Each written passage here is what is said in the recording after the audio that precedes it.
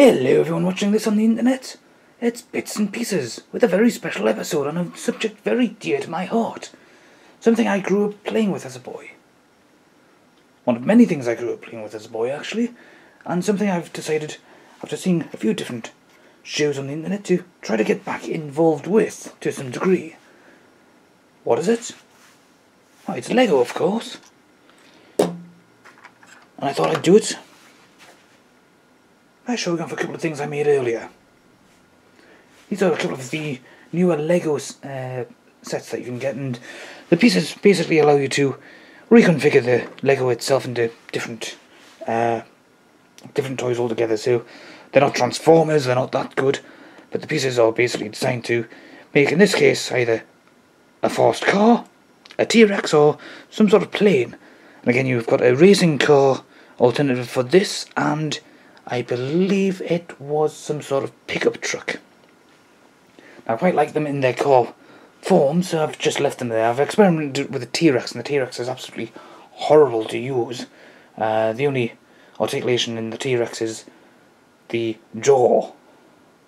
Okay, you've got some articulation in the hips, but otherwise the knees don't bend at all. The arms are just pathetic even by T-Rex standards. But in general, as cars, they make some quite nice noises. There are also quite a few little tricks in here. Whoops, a daisy, I wasn't expecting that. That's one little problem with this. It's, despite being high quality Lego, not knockoff Lego or anything like that, which you can get, for whatever reason they decided to skimp out, probably to create an air vent here for the engine. And that does sometimes mean that those pieces do come off. I've actually modified the inside a bit to make it more engine-y because it was rather bland, but that's a nice feature. And the door is actually open as well. And the instructions basically said that the steering wheel should be on the left-hand side. Now, I drive on the left-hand side in my home country, so of course I need a steering wheel on the right. That makes sense, doesn't it? That's the exhaust. Kind of makes me think more of a rocket engine out of the Batmobile in certain incarnations of Batman. Here's the problem with white. You'll probably see this quite easily on the camera. It collects just very easily. Sometimes even the odd stray hair or two. There's no engine at the front to open up, but the back does. The engine's in the back. It does make me wonder, when you've got a car like this for real, and you want to get away for the weekend or something, where do you actually put the luggage? Because if the front doesn't open up, and the engine's in the back, you're kind of buggered. Dress light, I suppose. Open doors, I believe, or is that the ones that open the other way, like the DeLorean? I can never remember. And again, I've corrected the driving so that it is on the right-hand side, just as I would need it. In the words of Jeremy Clarkson, of course, if these cars were cars, they would be the best cars in the world. And no, I can't do a Jeremy Clarkson impression. And I don't think I'd want to do a Jeremy Clarkson impression yet either, not until we've actually got things sorted out with him at the BBC. What? On a completely different note, I'll just get rid of these. A little bewildering is this Explorer Arctic thing. The packaging actually said that this was a Lego City piece. When was the last time you saw somebody driving around in a city in one of these things? A Jetmobile ski thing. Just show it up to the camera. As always, it's a good Lego sculpt. I've never seen them do bad ones in God knows how many years. It's still the same old Lego remote radio control things. Quite nice, really. But when you come to this bit here, you do kind of wonder what they were thinking. This is a very basic sled. I've added some spare bits there just for the hell of it. I can't see why they've triplicated those parts when they only needed 2 of them. But this is what he's looking for. It's some sort of crystal in the ice. That looks nice, that's no problem with that. It's just the sledge itself is just a bit rubbish. A bit more rubbish altogether is this thing here. not in scale with anything at all. It's a little bit of construction equipment. Does have a good degree of rotation and so on. The cockpit, however, can collapse just like that. There's a good bit of articulation in the arm, although you are limited, of course, and so on and so forth. These wheels are very different from what they were like when I was a boy. It's the same basic thing, they've just redesigned them ever so slightly. Good spin on the wheel though. On a completely different note, and I've put these on my own versions of stands, which are basically just blocks that I've borrowed from other things. A couple of Lego movie characters. I'll just adjust the camera a little bit for these two.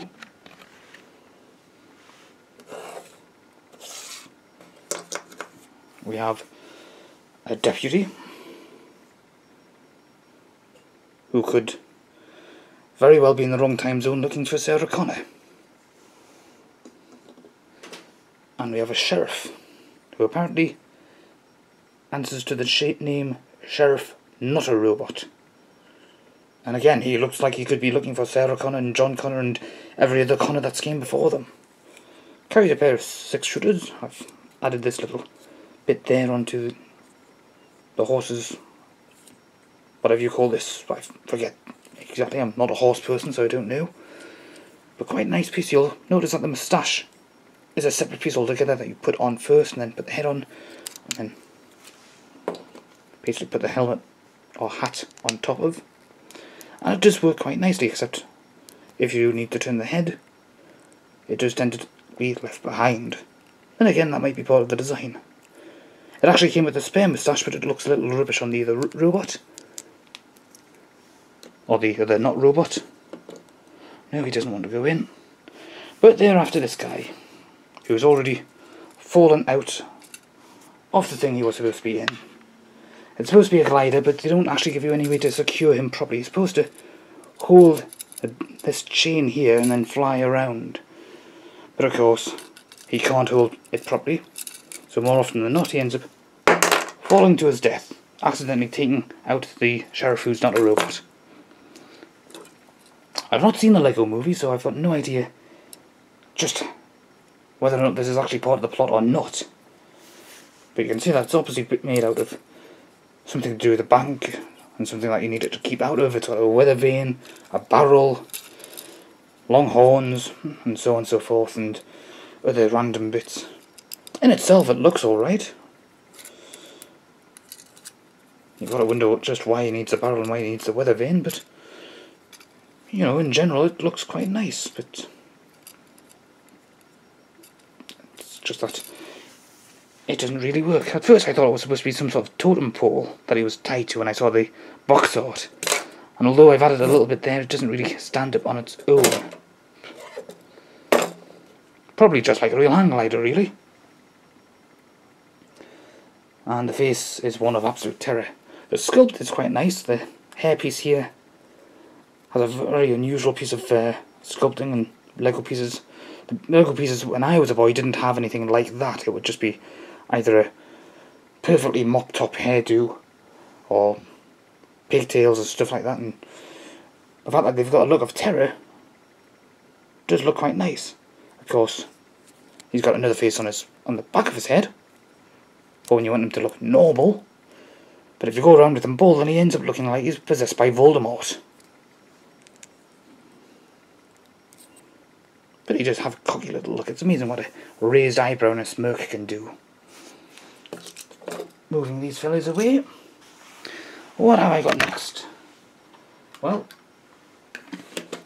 in this case, I borrowed an old Lego stand. You could at one point get smaller Lego stands,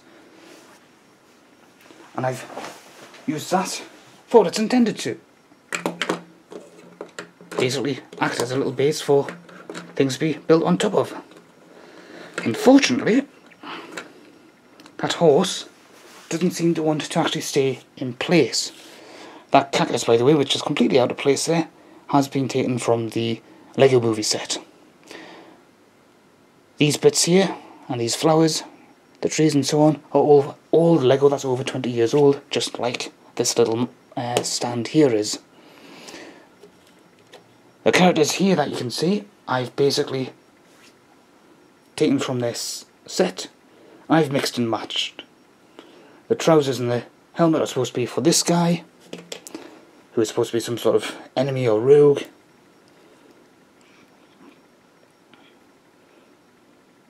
But I've just mixed things up because I like to do that. A sword and shield, and you'll see that the spare moustache that goes with the Sheriff Nutter Robot, I've gave him, because he looked like he was missing something. It sort of completes him in some regards. This character here, it does kind of look as if he's got a more regal outfit. He's probably supposed to be royalty or something. Whereas this fella is supposed to be more of a peon. Probably more of a man-at-arms, but there you go. This fella is meant to be the driver of this. And that works quite well. It does. The wheels move marvellously. The horse is a bit of a different problem. You've got arm. I've borrowed that from the Lego movie set again. There's absolutely no articulation to these horses, other than the hind legs can do that, but they're sculpted in place permanently, so you've got absolutely nothing to do. The head goes up and down a bit, but that's it, so it can graze if it likes to. And then you've got this humongous hole in the back, which can be covered up with spare bricks or things, or riders and so on. Exactly the same sculpt, just brown. But otherwise, quite nice. Just looking at the actual unit itself, it just looks a bit bizarre. It's a carriage which is meant to transport prisoners, so you can always put somebody in there. There's treasure on the back, but there's nothing to really stop anybody from climbing out there. And then you've got coins and who knows what else, loot, goodies and so on. This is a nice little trick. There's a little switch on the back. You press that, and the chain, oops, will jump cut there. I'll just line this up. This has a nice little feature here. Nice little feature. That little bit there, you push that there, and that happens. And then you can actually open it up. Which kind of defeats the point of having a padlock on here, when it can actually be released so easily when, you know. Unless of course it's 2-tier security, but who knows. The chains themselves can be a bit of a pain to use. If they do get wrapped up a little too much, then they do become useless, but overall nice piece. I'm going to show you something a bit different from everything else you've seen so far. This is a bit of a combination of, again, another board and just a room I've built at random. Completely random. There's no sense to it. That's meant to really be a fireplace, by the way, but the Lego in question is not actually Lego, it's a knockoff brand. It's fully compatible with actual genuine Lego, and actually have a comparable quality. It's obviously not quite as good. It does stick together quite well, unlike proper Lego, which will have the word Lego written on both pegs. This doesn't. One's blank. And at least one peg in all case has that indentation on it. It doesn't make any difference. Okay. Okay, you can see that a bit more clearer here. The indentation. Doesn't carry over in the bottom or anything like that. Doesn't affect anything in any way, shape or form. But, so that's a, you know, knock-off Lego compared to new Lego, because almost everything I've shown you so far is new Lego. Apart from the trees and the boards and the flowers. Some older Lego are these fellows. The old Lego space characters, which were, of course, as the Lego, they're interchangeable. This fellow is how, as I recall, they're meant to be. Okay, he's got a blue suit, so the helmet is blue, the jetpack is blue, the arms and legs are blue. I think the hands are supposed to be blue as well, but they seem to have been replaced with black ones. This fella here has a red top.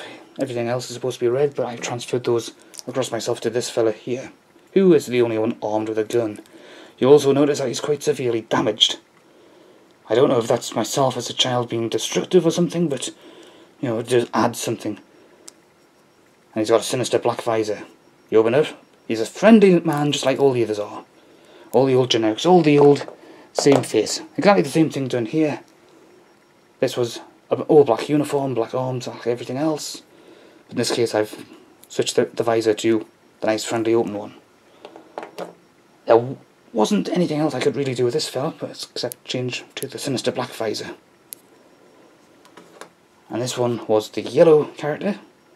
For some reason they seem to have gone through a Michael Jackson period of having one glove on and one glove off. That's not really going to be that helpful in space now, is it? But those characters are over 20 years old.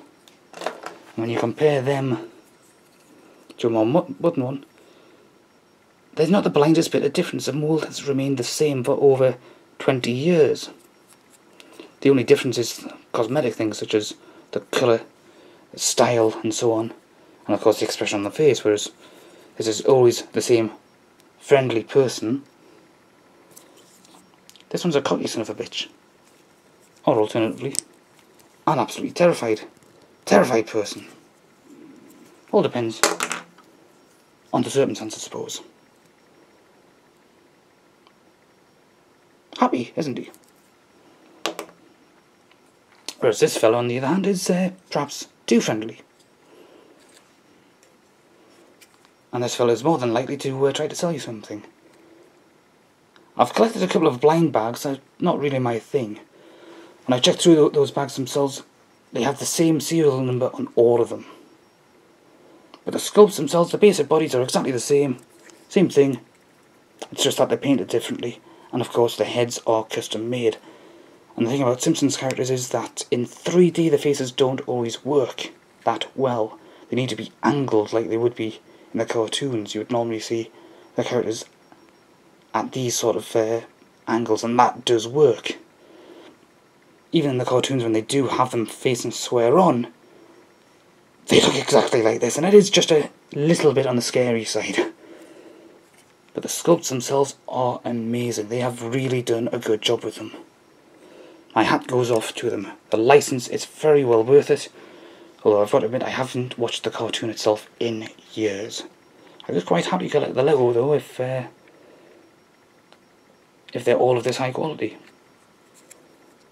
Unfortunately that doesn't open, but whoops. Oh well, Ned's dead. And of course, since he's lived a good life, he will be going to heaven. Assuming there is actually a heaven.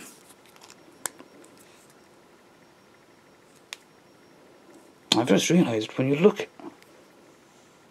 at the actual eyes themselves, the way the glasses have been designed, it looks a bit along the lines of the Penguin's monocle in the second Arkham game, where you find out that somebody has basically stabbed a bottle into the Penguin's skull, so he apparently has a monocle made out of the bottom of a glass of beer or something. And somebody seems to have done that to Ned, and Ned has soldiered on, because, let's face it, there's very little that can make this chipper fella unchipper. Very good, Ned. Carry on, carry on. And I think on that note, I shall end things. Except I won't, because I've got one more thing to show you. Another Lego kit.